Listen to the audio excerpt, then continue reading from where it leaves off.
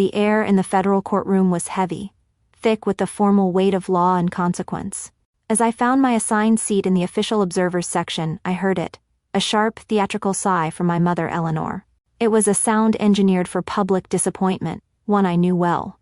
Beside her sat my father, Robert Hart, a retired infantry colonel obsessed with the currency of combat experience. His jaw was set like granite, his gaze fixed pointedly on the seal of the United States on the far wall, anywhere but at me. The presiding judge, an imposing former general named Judge Miller, was speaking, his voice a low drone, until he simply wasn't. He stopped mid-sentence. The silence that followed was a physical thing, a vacuum that sucked all the air from the room. His eyes found me, and his entire demeanor shifted from stern judicial authority to something I knew intimately from my own world, professional deference. His voice, suddenly laced with a profound and unmistakable respect, cut through the quiet. "Counsel, forgive the interruption," he announced, his words echoing off the dark wood-paneled walls. "The court recognizes the observer from the Department of Defense. Colonel Hart? JAG Corps? Special Counsel for Operation Ironclad?" The question hung there, a bomb detonating in the stillness. Just 1 week earlier, I was at that same Sunday dinner table, enduring another of my father's lectures. He was holding court about his friend's upcoming civil lawsuit, a complex defense contract dispute he believed he was an expert on after a single phone call. He waved his fork in my direction, dismissing my entire career with a familiar flick of his wrist. "Honestly, Anya, what would you know?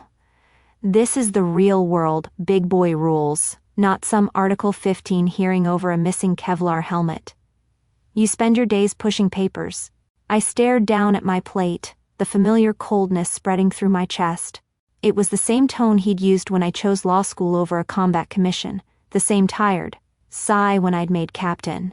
Another achievement of mine translated into a disappointment of his. My mother, Eleanor Hart, a woman who sees her daughter's career as a social liability, quickly jumped in to reinforce the family narrative. She gave me that particular look, the one mixing pity with impatience, and offered her support. "Robert, don't bore her with this," she said, her voice laced with a false sugary sweetness. "Anya has her little reports to file."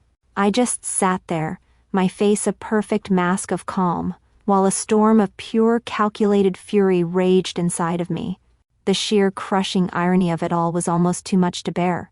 They couldn't possibly know that this boring civil case was the public face of my classified task force, and that I was under direct orders to be in that courtroom to protect vital national security interests. He chuckled, proud of his zinger, thinking it was just another joke at my expense. He had no idea he'd just belittled the one person in the DUD who had the authority to flag his friend's company for debarment. To understand the reckoning that followed, you have to understand the 2 uniforms I wore. To my family, my life was a series of footnotes in someone else's story. I have this crystal clear memory of a suffocatingly humid summer barbecue, the air thick with charcoal smoke, and the sound of my father's booming laughter. It was a party for my cousin Mark, who had just completed airborne school. I watched as my father, his chest puffed out with a pride he never showed for me, proudly pinned the silver wings on Mark's uniform. "Now that," my father declared to the assembled aunts and uncles, "is a real soldier." Everyone applauded, raising their plastic cups. I was standing right there, holding a plate of potato salad, feeling like a ghost at my own family gathering. Later that year, I tried to share a victory of my own. I'd been published in the Military Law Review, a significant achievement for a young JAG officer, a mark of genuine expertise. I found my father in his study, holding the journal in my hands, my heart thumping with a pathetic, hopeful rhythm. He glanced at the cover, his eyes scanning the dense title without comprehension. "That's nice, sweetheart," he said, giving my head a little pat, the kind you give a dog that's learned a simple trick. "Now, let's not talk shop at the table." And that was it. My world, my passion, my entire career was shop. It was a quaint hobby, something to be kept separate from the real world of men like him and Mark. In their minds, my office at the Pentagon was just a cubicle. The complex international fraud cases I prosecuted were just paperwork. But there was another room, a world away from the smell of grilled burgers and cut grass. This room had no windows. It was deep in the bowels of the Pentagon, a place known as a skiff, where the air tasted like chilled, recycled electricity. Here, my name wasn't Sweetheart. Here, I was Captain Hart. And in this world, my words had weight. I remember standing at the head of a heavy polished table, the faces looking back at me belonging to decorated generals and stoic civilian executives from the DIA and the Treasury. These were people who moved markets and deployed armies with a single command, and they were all listening to me. There was no emotion, no family history, only the cold, hard facts of the mission. The contractors pass-through entities in Cyprus are the linchpin, I stated, my voice steady and clear in the soundproofed room. They're using a layered shell corporation structure to obscure the final destination of the funds. We recommend initiating a T3 designation under Executive Order 130,849. I paused, letting the gravity of the recommendation settle. This will freeze their global assets before they can dissolve and vanish. There was a long silence. A grizzled 3-star Air Force general, a man named Peterson, whose gaze could melt steel, stared at me from across the table. He didn't smile. He didn't pat my head. He just gave a short, sharp nod. "Make the call, Captain," he said. "Ironclad is your operation." That nod. It was better than 1,000 hollow compliments. It was acknowledgment. A clean, simple transaction of respect based purely on merit, something I had never once felt in my own home. The only person who seemed to see both worlds, or at least sense the chasm between them, was my younger brother, Leo, a civilian architect who sees my brilliance but is too intimidated by our father to speak up. He was at that family dinner too. While my father was dismissing my career, I caught Leo's eye from across the table. He gave me a tiny, almost imperceptible shake of his head, a silent apology, a quiet acknowledgement that this was all wrong. It wasn't much, but in that house it felt like a lifeline. He saw me. He just didn't have the courage to say it out loud. My mother, of course, chose a different path. She cornered me in the kitchen later that evening, while I was rinsing my plate, the tension in the room still thick enough to choke on. She placed a soft hand on my arm, her face a mask of gentle concern. "You know how your father is," she began, using that tired, worn-out excuse. His world was so different. It was about leading men into battle, about tangible things, this corporate law stuff. It's just so different for him. He just wants you to be happy, to be settled. Every word was a carefully polished stone, meant to build a wall around my ambition. She wasn't asking for my understanding. She was asking for my surrender. She wanted me to shrink myself to fit the small, quiet space they had, designated for me, right there in the footnotes of the family history. For years I had tried to earn their respect in their language, the language of emotion, family, and tradition. But they only understood the language of rank and power. So I decided for once I would speak to them in the only language they were fluent in. Driving home after that dinner, the familiar sting of their words began to fade. The anger, which used to burn hot and uselessly in my chest, finally cooled. And in its place, something new settled in, a profound and unsettling calm. It was the calm of a decision being made, of a new strategy being formed. For years my goal had been to win their approval, to somehow earn their emotional respect. I finally understood that was a battle I could never win, because it was being fought on the wrong terrain. The goal was no longer to make them understand. It was to make them see. There would be no tearful confrontations, no shouting matches, no desperate pleas to be valued. I would not use the language of a daughter. I would use the language of an officer. I would use the system, the very system of rules, protocol, and absolute hierarchy that my father had worshipped his entire life. He had taught me that the chain of command was sacred, that rank wasn't just a title, but a fundamental reality. I decided it was time to show him exactly where I stood in that chain. The correction wouldn't be emotional. It would be procedural. The next morning I was in my office before sunrise. My attendance at the trial was already mandatory, a direct order, but I used my authority to shape the context of that appearance. It was a quiet, deliberate act, not of revenge but of clarification. I logged into the secure system and submitted my official notice of appearance to the court clerk. I didn't use the standard channels. I filed it through the encrypted portal reserved for National Security Council. It was a small distinction, but one that would ensure my name, my rank, and my operational affiliation were placed directly onto the judge's classified pre-to-trial briefing. This was my masterstroke. I knew the presiding judge, Judge Miller, was a retired Major General from the JAG Corps, a man who lived and breathed protocol. He would see that notice. He would understand its significance. The rest of the plan was simple. Deceptively so. It was a strategy of passive compliance. I wouldn't have to say a word to my family. I would simply arrive, dressed in my immaculate Army service uniform, and take my designated seat in the section reserved for federal counsel. My presence in uniform, sitting apart from them, would be a silent, undeniable statement. I knew that a man like Judge Miller, upon seeing a JAG officer present in his courtroom on a matter flagged for national security, would be professionally obligated to acknowledge my presence and the gravity of my mission on the official record. The system would do all the work for me. The invitations to this particular showdown weren't printed on cardstock, they were filed as federal court motions. My parents came to watch a legal drama, ready to cheer from the cheap seats. They had no idea they were entering my theater of operations, by my rules, to witness a change of command. The day of the hearing arrived cloaked in a cold, sterile light. I walked into the federal courtroom, a space designed to make you feel small. The walls were paneled in a dark, imposing wood that seemed to absorb all sound, and the Great Seal of the United States, heavy in bronze, loomed over the judge's bench. It was a room that hummed with a palpable authority, a place where personal feelings were irrelevant and only facts and statutes remained. I took my designated seat, my back straight, my briefcase resting squarely on my lap. A few moments later, my parents entered, and they brought the outside world in with them. My father, Robert Hart, and my mother, Eleanor, walked in with the unearned swagger of people who believe their social standing travels with them. They were in their Sunday best, ready for a performance. They scanned the public gallery for seats, and then their eyes fell on me already, seated in the official section, in my immaculate Army service uniform.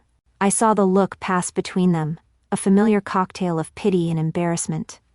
My mother gave a slight shake of her head. My father leaned over to his friend, the man at the center of the lawsuit, and whispered something. The friend glanced at me, and they both shared a small, condescending smirk. I felt nothing. I just calmly observed the polished retired colonel's pin on my father's lapel, then thought of the simple, functional captain's bars on my own shoulders. One was a memory. The other was a mission. The proceedings began with a tedious drone. The plaintiff's counsel was laying out the driest details of contract law, and I could see my father shifting in his seat, already bored. I remained perfectly still, my focus absolute. And then, it happened. Judge Miller, who had been listening with an expression of stoic patience, suddenly held up a single commanding hand. The lawyer's voice immediately trailed off into silence. The entire room held its breath. The judge peered over the top of his reading glasses, his gaze sweeping past the lawyers at the podium, and landing directly on me. "One moment," he said, his voice calm but firm. He shuffled a single sheet of paper on his desk, a document I knew was his classified briefing. "The court has a pre-trial brief," he announced to the silent room, noting the presence of special counsel from the Dode's Office of General Counsel. He paused, letting the weight of that office settle in the air. His eyes were still locked on mine. "Captain Hart, are you present?" This was it. The air felt thin, electric. I rose slowly, every movement precise and controlled. My voice, when I spoke, was clear and steady, betraying none of the emotion I was holding back. "Yes, Your Honor." The judge looked down at the paper again, then back up at me, and I could see a look of dawning recognition in his eyes. He knew exactly who I was and what my presence signified. A small, almost imperceptible shift happened in his posture. He was no longer just addressing a captain. He was addressing an authority. "My apologies," he said, and his voice boomed with a new resonance, a formal deference that was unmistakable. "This brief must have an outdated rank. I was informed to expect the director of Operation Ironclad. He paused for effect. Colonel Hart? The word echoed in the chamber. Colonel. It wasn't a question. It was a confirmation. I kept my composure, my voice even. I am Captain Anya Hart, Your Honor. The title you refer to is pending confirmation. The judge offered a faint, knowing smile. A formality, I'm sure, he said, waving it away as a minor detail. He then looked out at the rest of the courtroom, his voice ringing with absolute authority. The court recognizes Colonel Hart. Your presence and the department's interest in this matter are officially noted. He then turned back to the stunned lawyers. You may proceed. But no one was listening to them anymore. Every eye was on me, and my eyes were on my father. I watched as every drop of color drained from his face, leaving behind a pale, waxy mask of shock. His back, which had been relaxed in a posture of civilian superiority, snapped ramrod straight. It was an involuntary, conditioned reflex, a lifetime of military training forcing him to unconsciously adopt a posture of respect for a superior officer. My mother's hand flew to her mouth, her expression of condescending pity curling into one of pure, mortified disbelief. The friend my father was there to support just stared at him, his face a canvas of utter bewilderment. But the most profound thing was the silence. My father, a man of a million lectures and booming opinions, was rendered completely and utterly speechless. For the first time in my entire life, he could not meet my eyes. My father had spent my entire life teaching me the importance of rank. In the end, it only took 2 words from a federal judge for him to finally learn who salutes whom. As soon as Judge Miller's gavel struck the wood, calling for a 10-minute recess, the thick tension in the courtroom shattered. The room erupted into a low murmur of whispers and rustling papers. As I gathered my things, I could feel the change. The other lawyers and court officials, who had barely registered my existence before, now looked at me with a mixture of awe and caution. Their eyes held a new respect. The words Operation Ironclad and Colonel followed me in hushed tones as I walked down the center aisle. It felt like moving through water. The pressure of their attention was a physical thing, yet the path before me cleared effortlessly. Just before I pushed through the heavy doors, I allowed myself one last glance back. My parents were still sitting exactly where they had been, frozen in their seats. They looked small and shockingly out of place, like black and white photographs in a world that had suddenly burst into color. They weren't part of this world, my world, and the dawning realization of that fact was written all over their pale, stunned faces. They were suddenly irrelevant, and I felt a strange, detached pity for them. Then I stepped out into the hallway, leaving them behind. My brother Leo was waiting for me, leaning against the far wall. He was speechless for a moment, his eyes wide. He just stared, and then a huge proud grin. A truly genuine grin, the first I think I'd ever received from him, spread across his face. He shook his head in absolute awe. "Colonel, huh?" he said, his voice full of wonder. "You let him call you Captain all these years?" He stepped forward and wrapped me in a tight, heartfelt hug. For the first time, it felt like I was truly seen by a member of my own family. That day in the courthouse wasn't an ending. It was a beginning. A year later, the world looked very different. The name on my office door was no longer a provisional title spoken with deference by a judge. It was a reality, etched onto a polished brass plaque, Colonel Anya Hart. Director, Economic Crimes Task Force. I was at the head of that same massive conference table at the Pentagon, briefing the same high-level officials as before. General Peterson was there, as were the stoic executives from the intelligence community, but now, I wasn't just a participant presenting my findings. I was in command. They looked to me for direction, for the final word. This was my tribe. This was the family I had built, one forged in competence and a hard-earned, unspoken mutual respect. We didn't need to talk about our value to one another, we proved it, every single day, in the work we did. Looking at the determined faces around that table, I knew I was finally home. It was late one evening, weeks after my official promotion ceremony, that I saw it. I was finishing up a final threat assessment, the lights of Washington, D.C. glittering outside my corner office window. An email popped into my inbox. The sender was Robert Hart. The subject line contained a single, unadorned word, Anya. My first instinct was to delete it without reading. My finger hovered over the key, a lifetime of defensiveness coiled and ready to strike. But something stopped me. A strange, detached kind of curiosity. I opened it. The message was brief, stripped of all his usual bluster and authority. It felt like it was written by a different person entirely. I saw the official announcement in the Army Times, it read. They held a small reception for me at the VFW. A few of the men asked if I was related to the new Colonel Hart in charge of the ironclad case. I said yes. I said you were my daughter. Congratulations. I read the email 3 times. It wasn't an apology. I knew, with a certainty that was no longer painful, that I would never get one of those. It was something far more significant, something I never would have expected. It was an acknowledgment, a concession. For his entire life, his identity as a colonel had defined him, and by extension, me. Now, in his own world, among his own peers, his identity was being defined by me. He was no longer just Robert Hart, the retired colonel. He was the father of Colonel Hart. The entire dynamic of our lives had been reversed by a few casual questions in a VFW hall. A sense of profound closure washed over me, so peaceful and complete it was almost startling. My worth, my peace, my identity, they were mine. They were no longer tied to his approval or his understanding. They were forged in quiet offices and tense briefing rooms, and they had been validated under oath. With a calm, steady hand, I moved my cursor. I didn't reply. I didn't delete it.